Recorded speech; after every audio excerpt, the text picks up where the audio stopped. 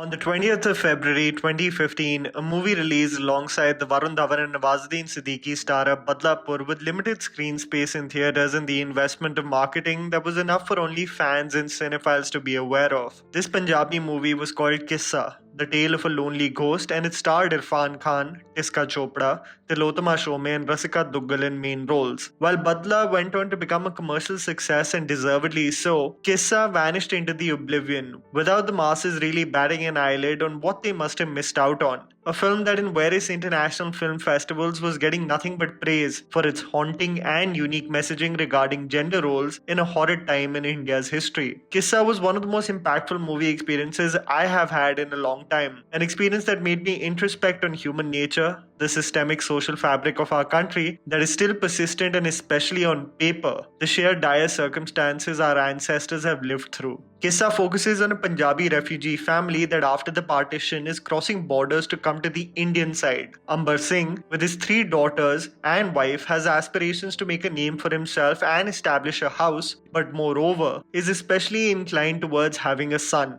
Looking away at the distance as his 3rd daughter is born, exclaiming to his wife, "बहुत कुड़ियां देख ली." The birth of their 4th child, Kanwar, in India forms the painful premise of Qissa. I have to tell you that while I appreciate the strides taken by filmmakers in Hindi cinema to shed light on female sexuality and especially identity, its messaging is still catered towards simplifying the complex issues women have to face in a society where so much is expected of them to be pious, simple and happy. The thought of nuance and complexity almost scoffed at by many viewers. Qissa, in my opinion, while wanders to become fantastical in its treatment, I believe it's the perfect blueprint in its character portrayals to say so much, not only about women, but humans, that is still relevant today, while surprisingly being a period piece set more than 70 years ago. The production design by Tim Pannon immediately transports you to the time where Punjab was torn into pieces. Carnage around a population that was vibrant and lively. The visuals of Qissa by cinematographer Sebastian H. Smith provide you an extremely earthy and realistic tone to the time it is set in. There is this sense of dread in most scenes visually, while a burst of colors in a sequence of celebration, leading to this odd but enchanting contrast of melancholy and happiness. You will especially see this in the turban ceremony sequence in the film. The moment of celebration as a young Sikh boy becomes a man, while in the background the song Ambari Chubada plays. The celebration, a mere projection to society,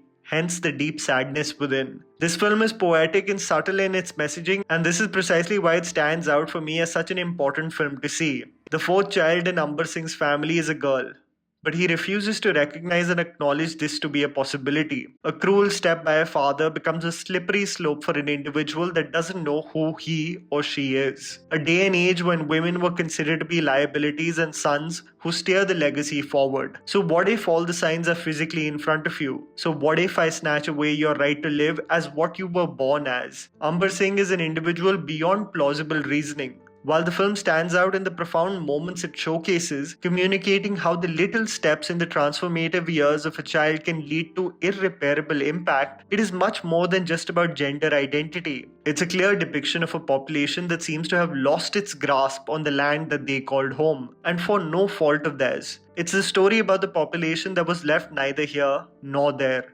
It is the story of the people of Punjab as well. Mausami rightly pointed out, the partition of 1947, India and Pakistan was not merely a division of land. It was a division of hearts, families, friends, souls, love, and most of all, humanity.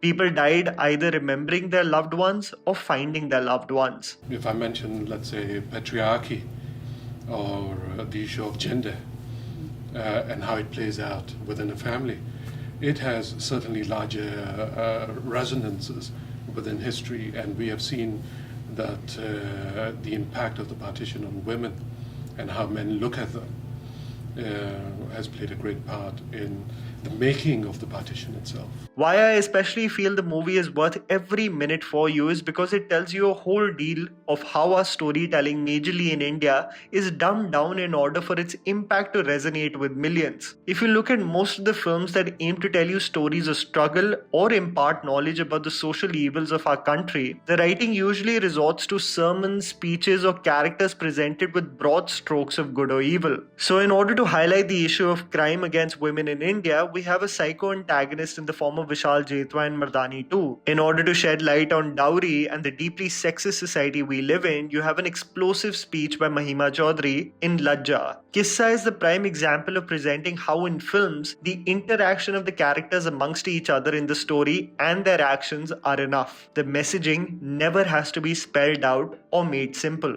There are several moments in Qissa beautifully written by Anup Singh and Madhuja Mukherjee that highlight the madness that consumes Amber Singh and the irreparable damage that it causes Kanwar, a naive young child for whom the idea of who he or she is still a mystery. Amber Singh's aspiration of having a son makes him refer to his unborn child as him, making his wife guilty of even giving birth. While providing life into this world, it's just not worthy enough in the eyes of her husband. She almost breaks down while giving birth, telling her husband to look away. The husband stands by her side, not for the empathy he has for her, but for the exciting prospect of having a son. Kanwar grows up to believe that he or she is the son the father always wanted.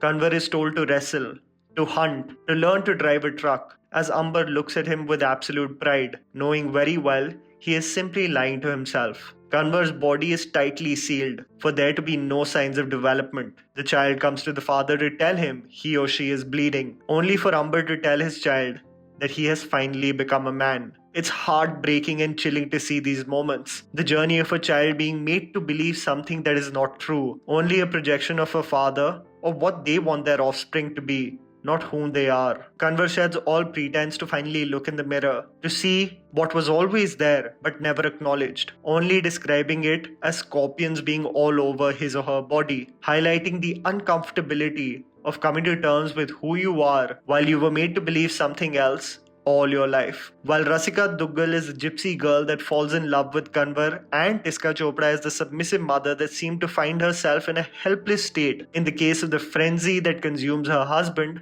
are phenomenal. It is Tilotama Shome as Kanwar and Irrfan Khan as Amber that are the soul of this film. When you see Irrfan share the frame with Tilotama almost towering over him, Tilotama seeing him with pride and a sense of home, you believe the relationship, the boundless yet selfish relationship they share. This one scene of Tilotama shouting at the supernatural presence as she sheds all physical clothes in her most vulnerable state, as well as the scene in which she simply asks her mother why she couldn't protect her like her other sisters, will truly break you. I was left in awe as I saw Irrfan sir again.